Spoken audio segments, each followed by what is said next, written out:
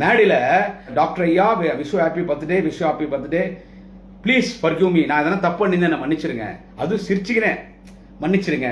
அடுத்து இந்த ஆள் என்ன சொல்கிறாங்க அப்பனை பார்த்து, உனக்கு ஹார்ட் ஆப்ரேஷன் ஆகி 10 வருஷம் ஆச்சு, உனக்கு ஹார்ட் ஆப்ரேஷன் ஆகி 10 வருஷம் ஆச்சு, உனக்கு வந்து பிபி இருக்குது, சுகர் இருக்குது, அதுக்கு கோவப்படாத, உனக்கு உடம்பு கட்டிவிடும் கோவப்பட்டா. அதுக்கு என்ன அர்த்தம்? வீட்டோட நீ இரு, நீ சொல்லு, எங்களை கைட் பண்ணு, நான் செய்கிறேன்.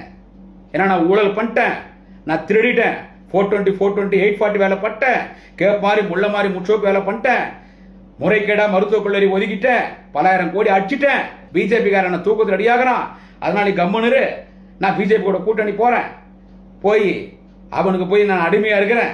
ஏற்கனவே பாண்டட் லேபரா எடப்பாடி பழனிசாமி இருக்காரு, அதை விட பாண்டட் லேபரா நான் இருக்கிறேன், அதனால என் விஷயத்துல தலையிடனா அவரு சொல்லிட்டார். முடியாது, வாய்ப்பில்லை ராஜா, வாய்ப்பில்லை, வாய்ப்பில்லை ராஜா, அவர் தீர்த்து சொல்லிட்டார்.